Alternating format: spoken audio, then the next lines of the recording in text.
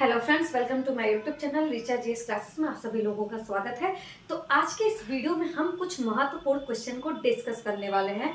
तो देखते हैं कि वो कौन कौन से महत्वपूर्ण क्वेश्चन हैं। तो चलिए स्टार्ट करते हैं। तो क्वेश्चन नंबर 1 है, युर्त निम्न में से किस प्रजाति का घर है? युर्त निम्न में से किस प्रजाति का घर है, ये आपका क्वेश्चन है और आप इसका आंसर करिए। तो ये पूछना ये चाहता है कि युर्त जो है वो किस प्रजाति का घर होता है या किस जनजाति का घर होता है, इसका आपको जवाब देना होगा। अगर आपको पता हो जवाब तो बताइए जल्दी से। तो चलिए मैं बता देती हूँ। युर्त जो है वो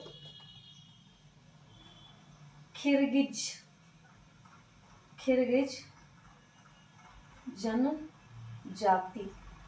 जनजाति का घर होता है।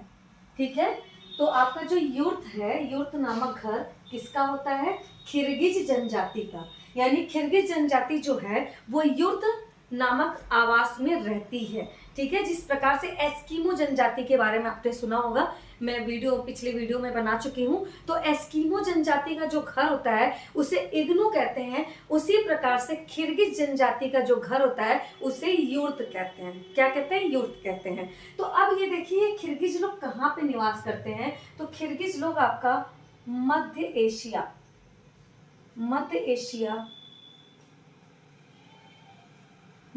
एशिया के ऊंचे पठारों में निवास करते हैं। ठीक है, मध्य एशिया के ऊंचे पठारों पर निवास करते हैं। कौन? खिरगिज लोग। यानी ये लोग जो हैं वो स्टेपी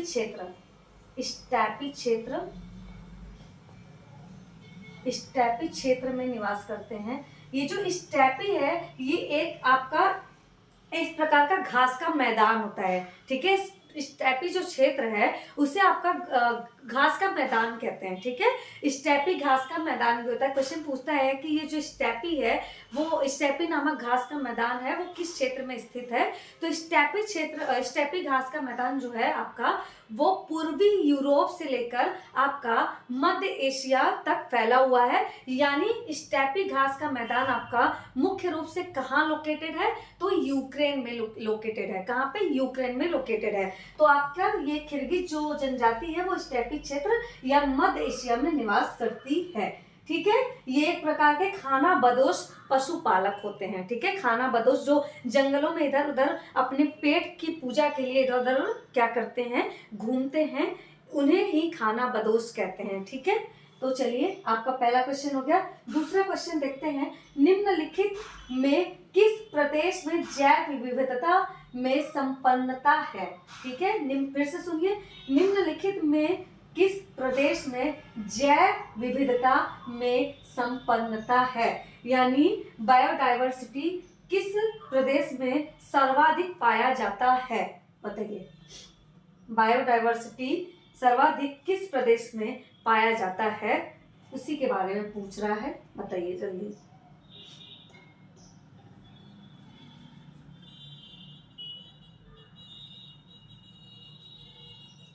तो चलिए, जैव विविधता आपका किन क्षेत्रों में पाया जाता है? तो उष्ण क्षेत्रों में। ठीक है, उष्ण क्षेत्रों में। ठीक है, तो उष्ण कटिबंधीय क्षेत्रों में आपका सर्वाधिक बायोडायवर्सिटी पाई जाती है। रीजन ये होता है कि उष्ण कटिबंधीय क्षेत्रों में क्या होता है कि क्लाइमेट आपका गर्म होता है, सर्वाधिक बारिश होती है, सर्वाधिक पेड़ पौधे होते हैं। इसी कारण जो आपका ये उष्ण कटिबंधीय क्षेत्र है, यहाँ पे बायोडायवर्सिटी सर्वाधिक मात्रा में पाई जाती है। आप देखेंगे भूमध्य रेखा जो होती है, भूमध्य रेखा के आसपास के जो क्षेत्र होते हैं वहां पे सर्वाधिक बारिश होती है। कारण ये होता है कि सबसे अधिक ह्यूमिडिटी होती है, जिसके कारण अधिक से अधिक मात्रा में बारिश होती है। इसीलिए पेड़ पौधे अधिक से अधिक मात्रा में पाए जाते हैं। इसीलिए इस क्षेत्र को जैव विविधता में संपन्नता का क्षेत्र कहा जाता है। जैव विविधता में संपन्नता का क्षेत्र कहा जाता है। तो उष्ण कटिबंधीय क्षेत्रों में आपका बायोडायवर्सिटी अधिक मात्रा में पाई जाती है। ठीक है, अब देखिए नेक्स्ट क्वेश्चन, शिव समुद्रम जल विद्युत गृह स्थापित किया गया है। शिव समुद्रम जल विद्युत गृह स्थापित किया गया है, कहाँ स्थापित किया गया है बताइए। शिव समुद्रम जल विद्युत गृह कहाँ स्थापित किया गया है बताइए।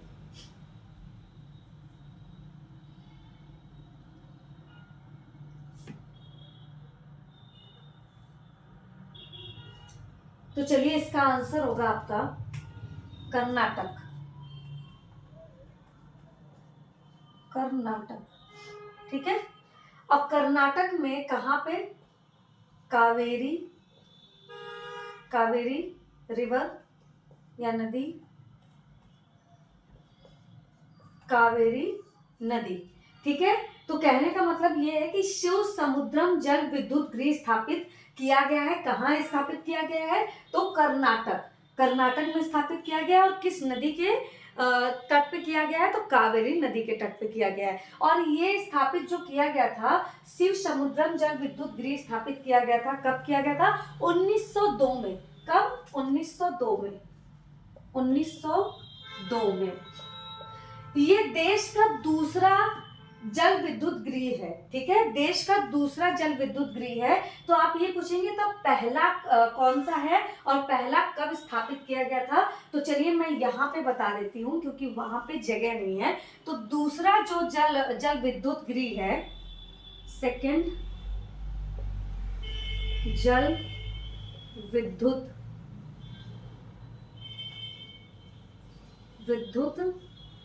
गृह जो है, गृह, वो स्थापित किया गया था 1897 में। कब, 1897 में, है ना, 1897 में स्थापित किया गया था, ठीक है।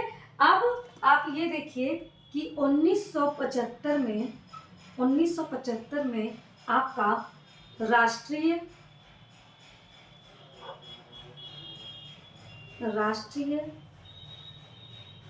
जल विद्युत निगम की स्थापना की गई थी, निगम की स्थापना की गई थी, ठीक है। तो देखिए 1975 में क्या होता है, राष्ट्रीय जल विद्युत निगम की स्थापना की गई थी, ठीक है। अब नेक्स्ट क्वेश्चन देखते हैं, संपन्नता का झरना स्रोत कहते हैं, संपन्नता का झरना स्रोत किसे कहते हैं, संपन्नता का झरना स्रोत कहते हैं या किसे कहते हैं। आपका ऑप्शन नंबर 1 है कोयला, ऑप्शन नंबर 2 है खनिज तेल क्षेत्र, खनिज तेल क्षेत्र, और ऑप्शन नंबर 3 है प्राकृतिक गैस, और ऑप्शन नंबर 4 है सौर ऊर्जा। बताइए।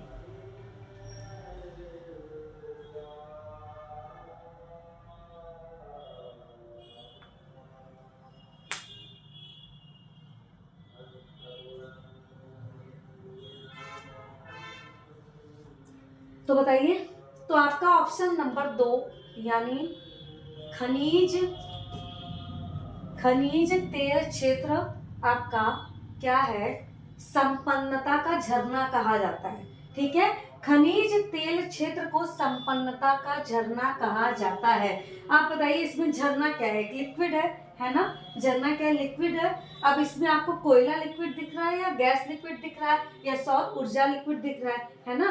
आपका खनिज तेल ही तो लिक्विड है ना, तो इससे आप इस क्वेश्चन का आंसर लगा सकते हैं। तो खनिज तेल क्षेत्र को संपन्नता का झरना कहा जाता है, ठीक है। अब ऑप्शन नंबर 5 क्वेश्चन नंबर 5 देखते हैं, डोकलाम पठार ... के त्रिसंगम स्थल पर स्थित है। मतलब डोकलाम पठार किसके त्रिसंगम स्थल पर स्थित है, बताइए। डोकलाम